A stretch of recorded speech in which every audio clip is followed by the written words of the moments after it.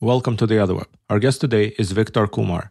Victor is an associate professor of philosophy and the director of the Mind and Morality Lab at Boston University. He works at the intersection of ethics and psychology. Victor, welcome to the show. Thanks for having me. Thank you so much for joining. So let me start with a basic question to try to kind of define the terms. What is the origin of ethical behavior? Well, that's a big question of debate. Some people think the origins of ethical behavior lie in the way in which we're enculturated by, say, religion.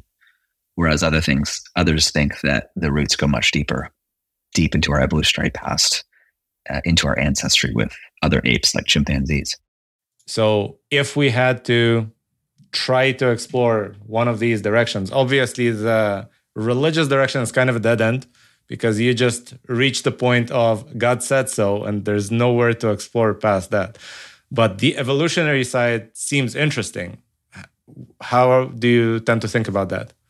Yeah, I think both sides are interesting. And the religious side, I think, is you think about the way in which our religious traditions and scriptures have shaped us, not God as such. But I do think morality goes much deeper than religion too. And so I think, one of the first places to look is our closest living relatives, chimpanzees, who exhibit, behaviors that seem like moral. They care for other people in their groups. They grieve members of their group when they die. Chimpanzees seem to share with humans a capacity for sympathy or benevolence or compassion. They care about other people in their group and not just their relatives. And so I think that's a clue that that's a clue that morality goes deep in our evolutionary history. Is there a point that looking at bonobos as well, or chimpanzees really the proper direction among those two? Yeah, it's worth looking at bonobos as well. I wish we were more like bonobos. Bonobos don't have as much violence and hierarchy within their groups. They have sex all the time. Chimpanzees fight all the time and compete for social status. And unfortunately, we seem to be much more like chimpanzees than we are like bonobos. Well, I do think we have sex, or at least we used to. It seems to be diminishing over time if you look at the statistics somehow. It's true. Young people are having less sex than they were a generation or two ago, which is unfortunate. But I guess I was thinking about the way in which bonobos don't just have sex between their partners, but between friends. Instead of saying hello, instead of shaking their hand when they say hello, they have sex. And humans don't really do that, for better or worse. That seems like a morality that I could get behind. I'm not sure my wife would agree. All right, so exploring this evolutionary trajectory. So clearly we are somewhat more advanced than chimpanzees, in some regards at least. Can you extrapolate that to figure out which way is up and which way progress is supposed to go? Or is it really hard to even say what is right and wrong if all we're talking about is a continuum of development? Oh, gosh. So those are big questions. And there's about 1 million steps between thinking about chimpanzees and thinking about moral progress. I think the very first step is to think about what kind of morality humans have that chimps don't have. How have we evolved morally since we departed ways from chimps? And I think a big clue is the way in which dominance, physical dominance, and social hierarchy pervades chimp groups and other apes too, in a way that it doesn't with humans. Of course, humans are prone to dominance and expressing physical intimidation and inspiring fear, but it's not. It doesn't play such a pervasive role in structuring our relationships. And I think that's in part because human beings have another kind of emotion. We talked about sympathy a minute ago, but humans also have an emotion of respect, mutual respect. In chimps, respect only goes in one direction. It goes up. In human beings, we have sometimes, imperfectly, more egalitarian societies. And part of that is because we have this emotion of mutual respect that chimps lack. So let me try to play devil's advocate here, because it seems to me when you just started describing that path, that it might not be a moral difference, but rather just a technological one. That the reason physical dominance doesn't play such a role in today's society is that we have other forms of dominance that are far stronger than the physical one. So have we really progressed, or is it the same thing? We're just dominating people using some other forms of status or influence. Yeah. So one thing to say here is that I think it's true that often technological change and other kinds of social and cultural changes can be the drivers of moral changes. But I think, it's worth distinguishing dominance from other forms of social status. Other forms of social status, like prestige, involve, having more social standing in your group and having more control over the behavior of other people. But that kind of power and control isn't gained through physical intimidation and fear. So that's the thing that I think is different. And it's not just a matter of having tools that mean that, physical strength isn't the only arbiter. I think we have a different form of social status is absolutely pervasive in humans as it is in chimps, but we have different forms of social status in them. And I think part of the difference is that part of the difference is points of things that you are gesturing to as well. Once you've got primitive tools, stone tools and bones, it's a lot harder to maintain physical dominance over the rest of the group. And so one thing that happens in human evolution, this is called self-domestication by people like Richard Wrangham, is the thing that we did to wolves to turn them into dogs is what we did to ourselves. We eliminated and executed the most violent antisocial members of our group. And that created a selective pressure that made us more docile and friendly. That's part of what led to this self-domestication process is part of what led to the flattening of dominance, although it also allowed for the rise of other forms of social status. And it also enabled the capacity for mutual respect, which chimps don't have. And I think starts to get you one among several steps to this question about how to make moral progress. Let me try to poke at the technological question in one more way.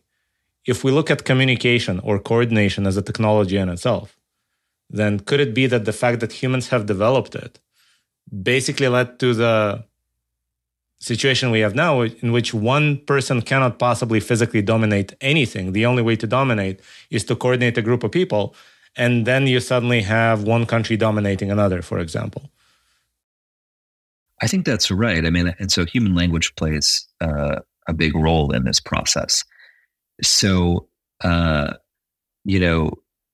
evolutionary thinkers have thought that one way that we maintain the social order and that chimps don't do is by engaging in gossip and basically evaluating the reputation of other people and managing our own reputation. So I think it's right that language and communication through social gossip, but through other means as well, is another way in which is another route by which dominance, physical dominance, becomes impossible, because it basically it enables the proletariat to organize. Right. Well, it brings you to the point where it's no longer one-on-one. It's one versus a well-coordinated group of much weaker individuals who are, as a group, stronger than you.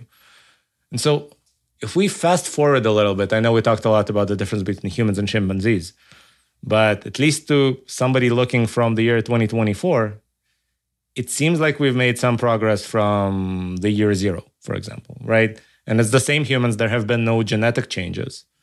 So all the changes have either been technological evolution or moral evolution, where just our understanding of right and wrong somehow changed. How do you look at those changes? What's the best way to define them? Yeah, so I think you're absolutely right that any moral changes that have happened in recorded history are cultural changes. They're not biological changes. And I think, you mentioned thinking about the year zero, the year one. I think, probably a more useful marker is about 200 or 250 years ago. During that period of time, we've seen enormous progress. So we've seen the elimination of chattel slavery, a great rising equality between men and women. More recently, we've seen the decline of homophobia, and before that, the retreat of Western colonization of poorer nations. So I think this raises a bunch of questions, but the main one to me is, how did all these forms of moral progress occur? Can we understand it as a form of Darwinian evolution? And I think we can. I am, a little bit wary of totalizing theories. You've got like one theory that explains all the cases. I think the cases are different in lots of ways, but one way in which cases of moral progress differ is that I think some of them involve expansion of the moral circle. That is, marshaling our capacity for sympathy and compassion to extend to more groups of people, to extend to people who outgroups, including people of other races, at least in some ways to other non-human animals, although that's been far from perfect. Maybe that's a case of moral regress. So that's one type of moral progress, inclusive moral progress, as I call it, or expansion of the moral circle. But another type of moral progress involves the capacity that we talked about earlier that I think is not present in chimps. This isn't sympathy, but mutual respect. So I think other cases of moral progress involve not expansion of the moral circle, but elimination or at least reduction of unjust social hierarchies, forms of domination and subordination in which the wealthy and powerful exploit the weak. So I think equality between men and women is about as pure a case as you can find of this, because I think it's not that men have thought of women as not part of the moral circle. I think there's a lot of benevolent sexism that men experience towards women, where they experience a lot of paternalistic care and concern towards them. But they think that men traditionally have thought of women as inferior and suited to subordinate social roles. So there are these two types of moral progress, and there's more types too, but these are two main types. And so I think the question that we have to ask is, can we get a theory that explains one of these types? Which one do you want to talk about first? I want to talk about the first one. And first, as an engineer and not a philosopher, I have to make sure that I understand all the terms properly.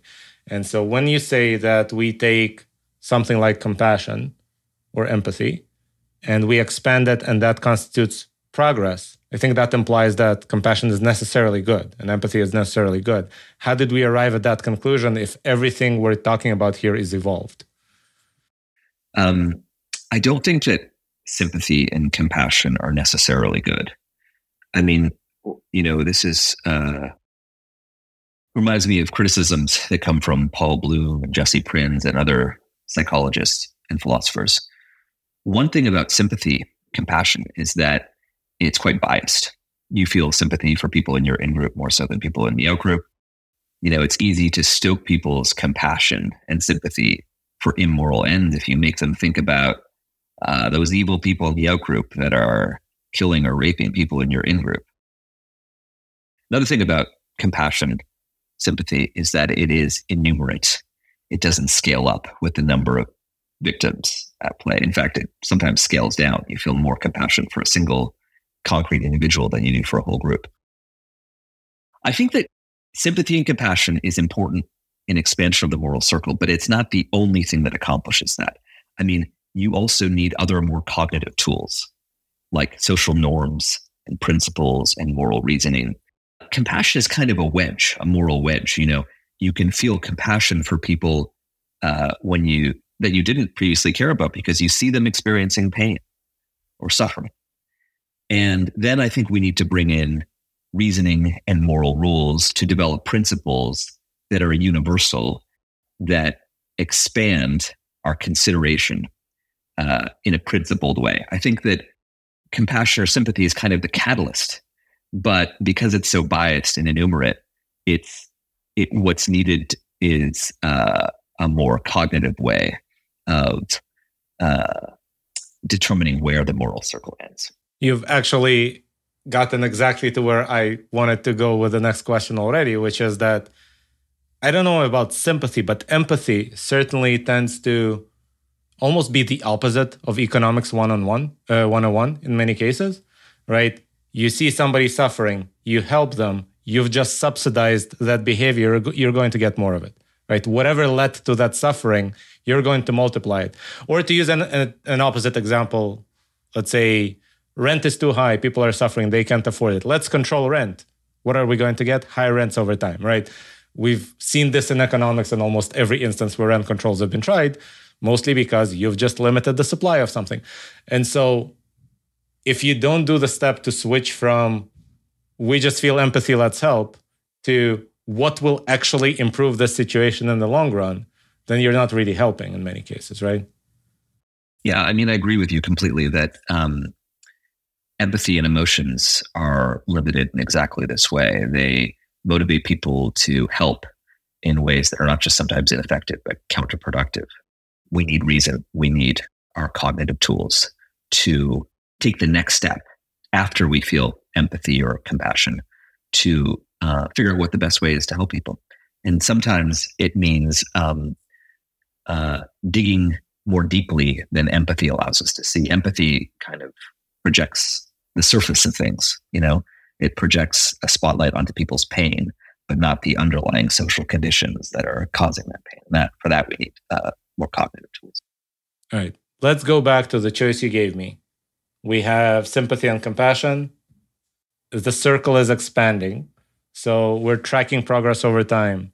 How is it going? What actually causes it to improve over time as opposed to regressing, let's say? And how can we even measure it and know that we are progressing? Okay, yeah, lots of good questions.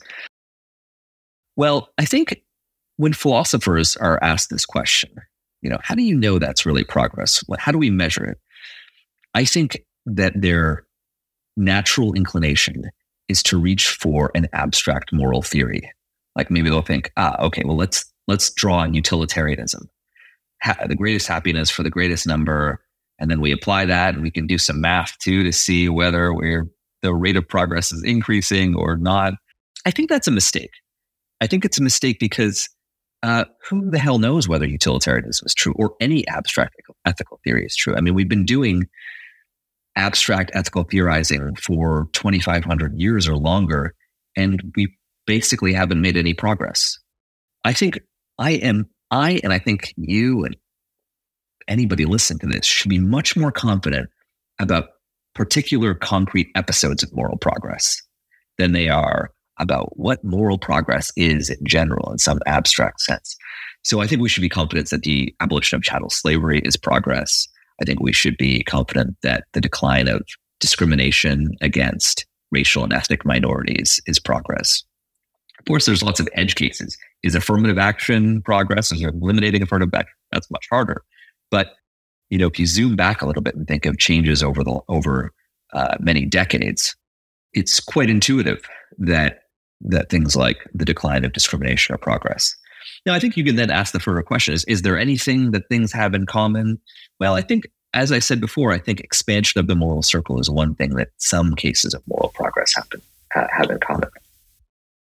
Now, your other question is about how this progress occurs, and that's a huge morass. There's lots of factors at play. One of the factors that I've considered is the way in which there's a kind of positive feedback loop between changes in our psychology and changes in our social structure. So, a lot of cases of moral progress, they involve positive feedback loops between our minds and our culture, or our minds and our societies. And there's a good reason for that, which is that if you change the laws, but you don't change people, then the people will just change the laws back. You'll take 2 steps forward, 2 steps back. Progress happens when social changes are reinforcing. So I think one thing that happens is that some social barriers drop. People from the in-group and out-group start living together, interacting more, and cooperating more. And this changes people's attitudes. They become more accepting, less antipathy, and that leads them to eliminate further social boundaries that generate more integration between in-groups and out-groups. So I think a really great example of this is the decline of homophobia over the last 60 years or so in Western countries. I mean, basically what happened is that you had certain gay communities form in major cities, and that was a place where gay people could live openly and candidly without risking violence or being an outcast. They came out of the closet. Then some of their friends and family members found out. That made our culture more accepting. It led to legal changes that emboldened other gay people to come out of the closet, which means that more friends and family members discovered that someone they know and loved is gay, which generated further integration, further openness. So that's That's, I think, one really good case of this idea that the moral circle expands because there's this positive feedback loop between psychological acceptance and social integration. So let me try to ask about potentially, I'm trying to figure out how to phrase this, but it seems like we have some situations right now where groups who are at different stages in the moral development are suddenly crashing into each other. So if you look at the war in Russia and Ukraine, Ukraine is trying to bind itself by the rules of the Geneva Convention. Russia is entirely disinterested in that. So it's almost like one of them is fighting a 1930s war, one of them is fighting a 2020s war. And if morality evolves and we follow Darwinian rules, we assume that whatever came later is the thing that is most fit for survival. But we're putting that to the test right now. I guess I don't think that evolution has that direction built into it. Evolution favors the fittest, but what makes an organism or a society fitter than others depends. I mean, sometimes I think there's a tendency to think that evolution has favored more intelligence over time, in the evolution of different species. That's just not true. I mean, sometimes being dumb is the most effective way to navigate your environment. And you don't want to waste the resources on building and maintaining an energy-intensive brain. I think the same thing is true of morality. I mean, morals can change for the better, or they can change for the worse. It's very hard to identify from within your own morality ways in which it's gotten worse. But I think, one candidate for that is the way in which human beings in Western industrialized societies have become more atomized and individualized, have lost a sense of community and purpose, and have a hard time living lives that they find meaningful. So that's a kind of regress that's happened. Now, the one that you're pointing to is changes in morality in different parts of European culture. You think of the Russians as being motivated by ethical principles that are out of date. I don't necessarily disagree with that, but I guess what I would say is that I don't think the older morality is less likely to be fit than the newer morality. It may be that the older morality can drive warfare in more effective ways than the newer morality. I think we're alluding to the same thing, which is that it seems like what you define as the better, worse axis and the fit, not fit axis are not the same one potentially. But if that is the case, then what actually drives things to get better over time if evolution typically selects fitter things? That's a great question. It's not fitness exactly. There's one broad sense of evolution, which is that it's just change over time. And the study of evolution in that sense is to study what are the mechanisms that drive the change.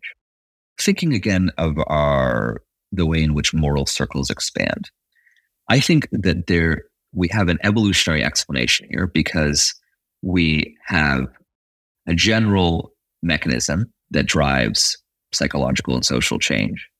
And there is a sense in which fitness is at play, because if your homophobia declines, you'll be more likely to succeed in the modern world where the norms and expectations are that you can interact with people of different sexualities. But that's a different context of evaluation. Like, people will get along better. People will be more likely to succeed culturally within their society if they are more cosmopolitan, more accepting of difference. But here what we're talking about, so that's a kind of within group competition. And I think what you're pointing to in war is a kind of between group competition. And there it might be that the strategy that benefits people within the group is not one that benefits the group as a whole in competition with other groups. I can also extend this to intra-group competition as well. To use your example of homosexuality, right? and sorry to pick on Russia a lot. I was born in the USSR, so I happen to know a lot about that country, right? Russia has passed a lot of anti-gay laws in the past decade, right? So it has, on a societal level, or at least on a governmental level, selected a certain direction on this particular topic that isn't the same as most Western countries.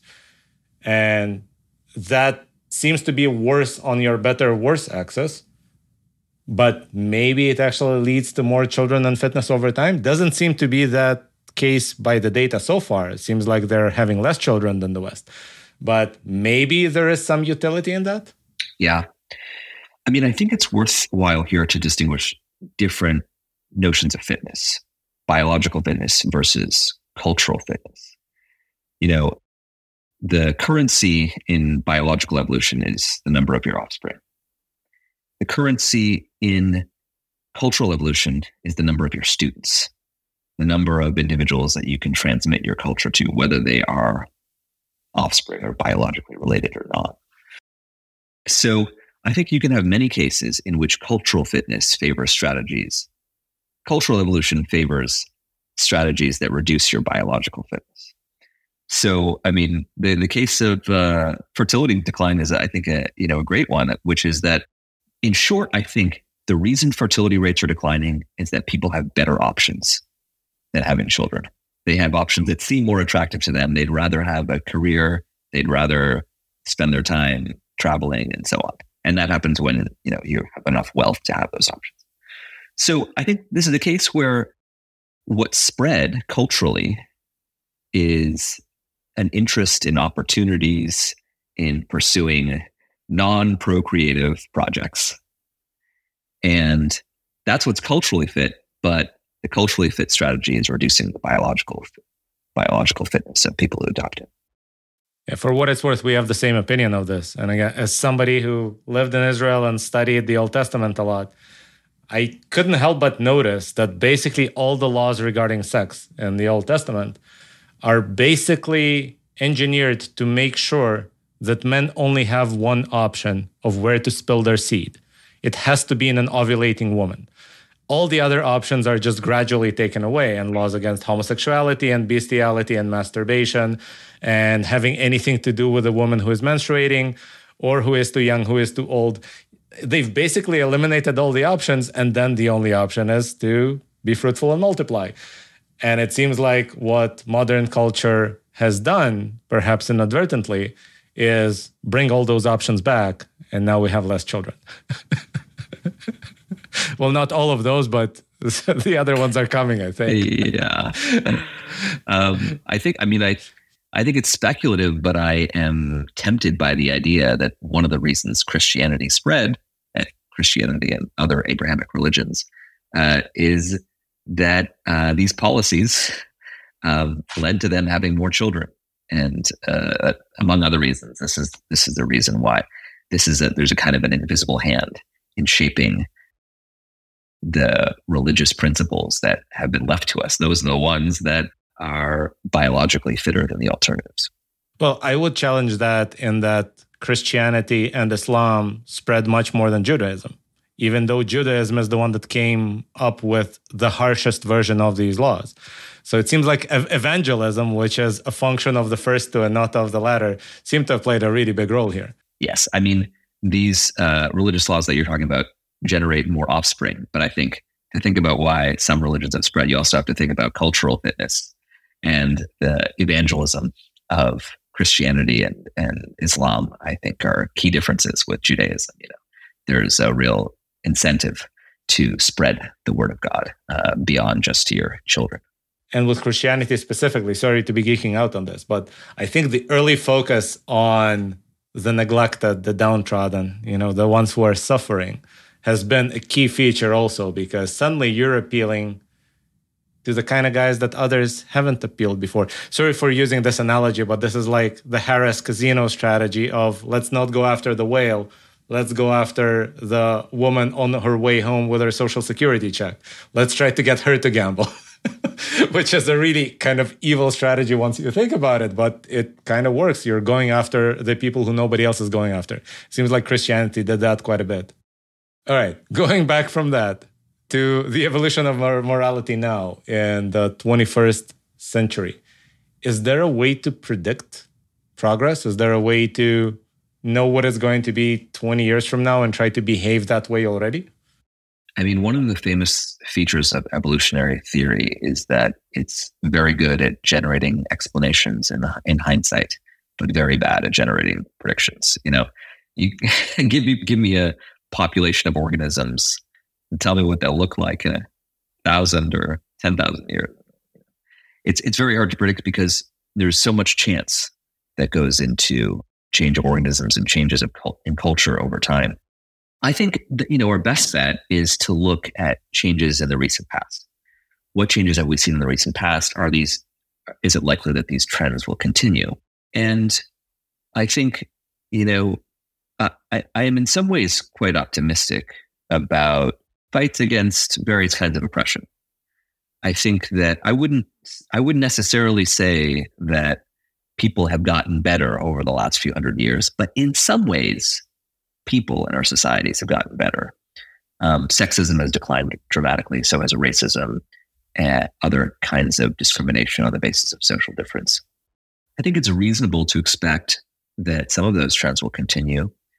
I think, right now in the US and other countries, there's a lot of polarization surrounding treatment of trans people, focused on things like bathrooms and women in transports. But I would bet that over the long run, we're going to see progress as I see it on those issues too, which is greater acceptance of trans people in the same way that we've seen greater acceptance of gay people over the last 50 years. I think part of the reason is that we live in so much more open societies where people, quite different social identities, interact in school, in the workplace, in other public contexts. And that kind of integration leads to people getting to know one another better and experiencing more sympathy, and that leads to more integration and so on. Now, I think that's probably where I put my bets, but I think there's also reasons to doubt that those trends will continue. I mean, and I think it has to do with the way in which our societies are fragmenting. I think what you see in the past over time, largely, is people living cloistered lives in different towns and religious communities and not interacting much with each other. And because of the rise of media and, travel, people interact a lot more. But I think one worry that I and many other people have is that the internet is kind of creating a reversion to old styles of living where people are trapped in little bubbles and echo chambers. And, people are living their whole lives in really strange subcultures without much trust in the wider informational community, trust in governments and trust in science and trust in journalism for good or bad reasons. So if it's, if the internet continues to fragment our society, then that might push in the other direction. It might lead to greater segregation between in-groups and out-groups, and which fosters more hostility and antipathy and restricts the moral circle. Yeah, and I'm assuming it's always hard to tell whether a trend is reflexive and self-reinforcing or it's mean reverting, and we're about to hit the apex of peak globalization, let's say, and from here on, we're getting fragmented back. I think that's right, but I just think I'm so skeptical of people. People are often very confident about how things have gotten much better or much worse over the last few years, and I just think last few years, it's like trying to judge the size of a forest by looking at a tree. I mean, it's very hard to get a grip on big, large-scale social changes over a small period of time. I think, you have to zoom out to the level of decades to have any sense of whether things are getting better or worse in some domain. And there's also always the question of whether people are observing the data and trying to find some sort of explanation for what they're seeing, or they're coming in there with a presupposition. They're just cherry picking the data that happens to fit the presupposition. I think in general, you're seeing I don't know, I would divide most people in the world when they're trying to judge moral progress into two groups. There's those who have the moral arc of history. It must be trending in the same direction. And there tend to be the ones who say, well, n-1 were okay, but n is going too far. Let's just hold the line here, right? And it seems like our groups tend to segregate themselves into these two halves most of the time. I think that's true. And I think we should resist both tendencies. I just think that the world is hard to predict, and our societies have improved in some ways, but they've gotten worse in others. And there is no teleology. There's nothing that we're ultimately, this history is pushing us towards, whether good or bad. But I think you're right that some people, they come in with a theory and they cherry pick and they're looking at data to confirm their theory. And, I think it comes from being a doomer or someone who's more Pollyannish. I think often these things are motivated too. That is, if you want to foster change, if you want to whip the people into generating positive social change, it's often effective to tell them that if they don't do anything, the world's going to get worse, which is obviously just a terrible reason to make an empirical judgment about whether things are getting better or worse. So I think there's lots of biases at play here. I agree with you.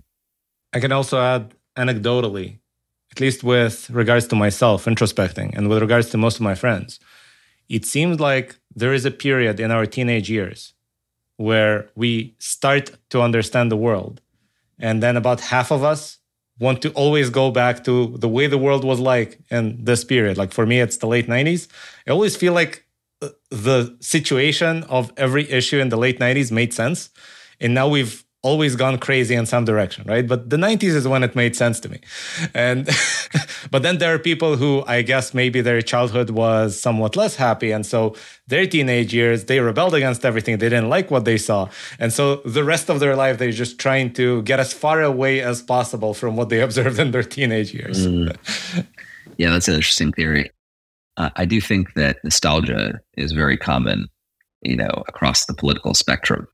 I think it's so salient among Republicans in the US right now who want to make America great again. But I think it's also present on the left as well. People who think that, maybe like me, that social media is fragmenting us, that we're destroying the world and making it uninhabitable for future generations. Yeah, I think that's a common tendency. Well, for what it's worth, it seems like Republicans are not really conservative these days either. For a long time, I remember reading the party platforms in 1994, both parties, right? And if you just kept reading them once every 4 years, you saw the Democratic platform evolving and the Republican platform staying exactly the same every single cycle until Trump. And then that changed as well. And now it's completely different. And so I think now both parties are progressive. They're just trying to progress in opposite directions. I think that's right. I think the Republican Party has done some really interesting and worrying evolution in the last few years. I think that they've moved away from, the free market libertarian foundations that have been there since Reagan, and that they've moved towards populism that's fighting for the working class. And in combined with, I think the combination of genuinely or seemingly fighting for the working class interests and also leveraging the resentment of progressive elites who do often condescend to people that are not in elite positions, it seems like a winning strategy. Whether or not it's a winning strategy in the 2024 election, it seems like it's going to be a winning strategy in the future. All right. As our last topic, I want to mention a word that we haven't mentioned yet, but that appears a lot throughout your work. And that's psychology. How does psychology play into all of this? And how does it affect our perception of morality or our actual morality? Well, I think that to understand morality, you have to look at the biological and cultural psychological adaptations that we've inherited from our ancestors. So I think there's a few main psychological ingredients of morality. Our moral emotions, which we've talked about, compassion, respect, moral norms, rules, shared social rules for how we should and shouldn't behave. And if you violate the rules, you're liable to be sanctioned or punished. And then we've also got moral reasoning, like we were talking about before, the emotions not so reliable themselves without some reasoning to guide them, some sense of what our principles should be, or how to treat like cases alike, how to resolve inconsistencies between our emotions or between our norms. Now, I think that those psychological tools are shaped by culture. Going back to our first question, I think that religious traditions and scriptures and religious practices and rituals shape our morality.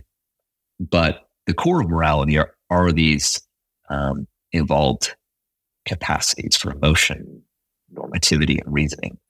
And I think if we want to make reliable moral progress in the future, we can't just change our laws. We can't just change our policies.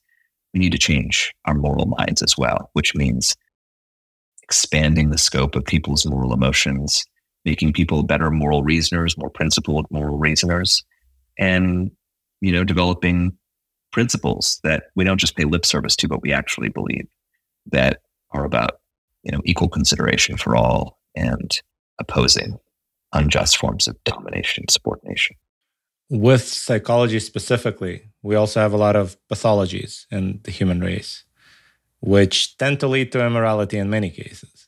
So how do we address that, or at least how do we try to figure out where that puts us on the spectrum, where a psychological urge is what tends to cause us to behave in immoral ways? I love that question. So, what I was suggesting before is that we've got these evolved psychological moral tools, and we need those to make moral progress. But you've also got to think about our aspects of our evolved psychology that will tend to push us in the opposite direction. I mean, one psychological tendency that comes to my mind is our evolved tendency towards tribalism, to identify in groups and out groups, to feel loyal to the in group, to be suspicious of the out group. I don't think tribalism of that kind will ever go away. I mean, maybe once we become cyborgs in the year 3000 or something, we'll change our psychology. But as long as we're biological beings, I think tribalism is with us. And I think one of the things that we need to do is find benign outlets for the shadier parts of our evolved psychology. So, we're inevitably going to be tribal creatures. We just, I think, need to find ways to express that tribalism in ways that are relatively benign. So not in forms of nationalism that lead to war between countries in Europe and elsewhere, but in our passion for sports teams. Soccer hooligans notwithstanding, sports is a fairly peaceful way of expressing tribalism. And I think we need to discharge those negative parts of ourselves rather than hope that we can eliminate them, because we just can't. And that was my first reaction when you mentioned that soccer hooligans are way better than political hooligans. But what if we are talking about less all-encompassing pathologies and more personal ones? Jealousy tends to get people to behave very immoral acts, Othello being sort of the primary literary example of that. Is there a way to diminish that over time, or is that just baked in? Yeah, I mean, I'm not sure here. There's so much individual variation. I mean, one of the things that comes to mind to me is the way in which some people pursue polyamorous lifestyles, in which they report, initially feeling jealousy over the romantic partners having sex with someone else, but then find ways of overcoming that jealousy and it diminishing over time, even if not necessarily going away. But I think other people are just, not disposed to doing that.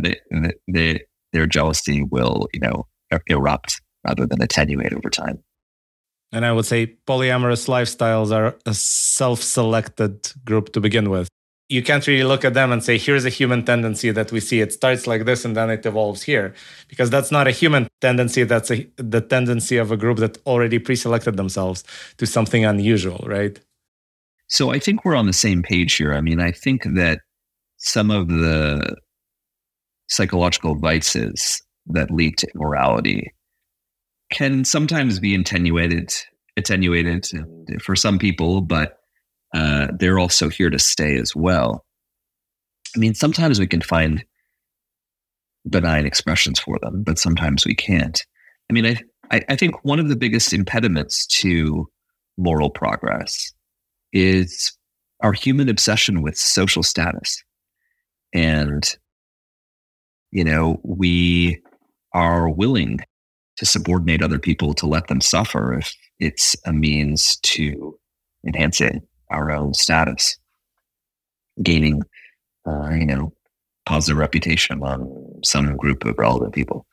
I think it's an impediment. I mean, I think that part of what we want to do is not always be policing those emotions, but finding forms of social organization in which they can be less harmful.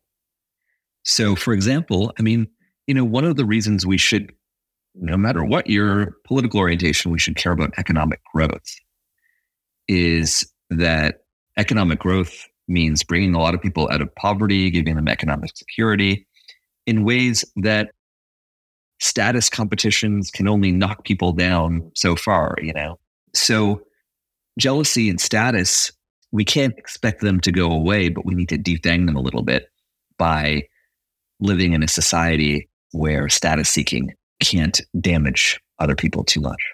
So it seems like the answer to both of the last questions was basically creating an imaginary world, or a world where people can channel their natural tendencies in a way that doesn't actually affect anyone negatively in the here and now. Yes, I do think that's part of the answer, and it's common to both of the cases we were talking about.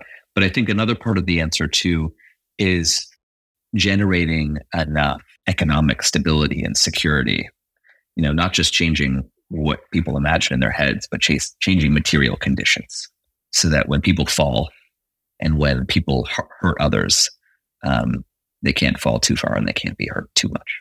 All right, last question. Where can people find you? Where can they follow your work more closely? You can follow me on Twitter. You can find papers on my website. You could read my book, A Better Ape. You can also read my public-facing articles. So we were talking a little bit about population decline, and I have an op-ed in the New York Times from the summer of 2024 that people can read. Victor Kumar, thank you so much. Thank you.